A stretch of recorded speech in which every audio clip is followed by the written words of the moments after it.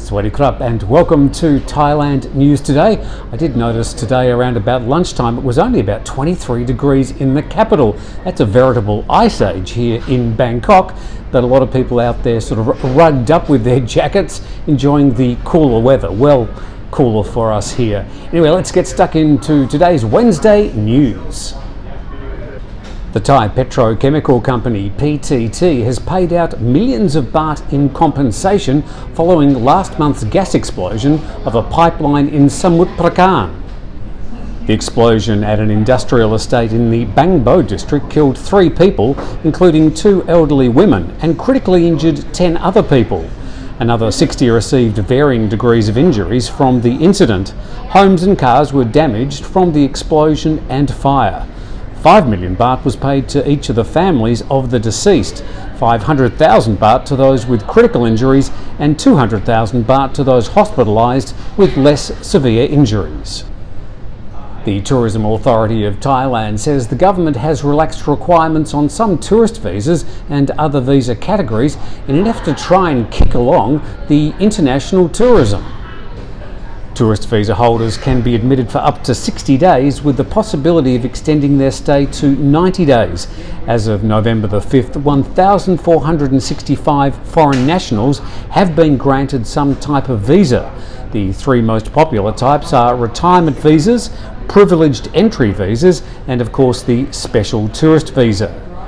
While applicants for the STV must come from low-risk countries, officials are relaxing visa criteria for nationals from Scandinavian and some other European countries currently considered medium risk to apply for the other types of visas.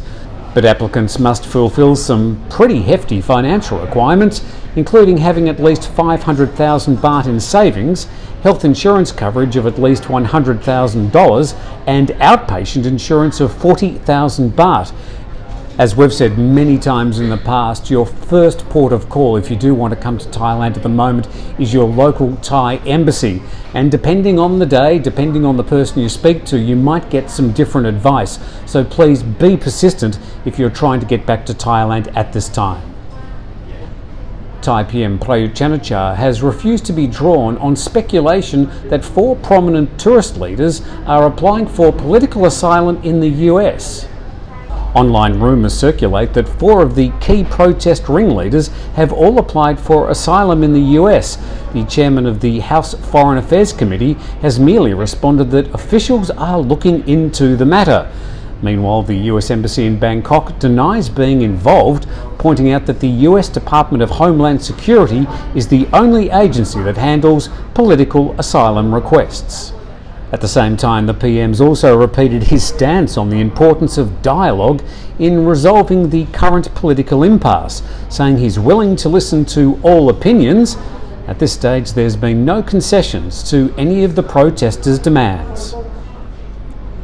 Whilst we're on the Prime Minister, today he's dismissed concerns about a possible conflict of interest surrounding the idea of using golf courses as possible quarantine facilities.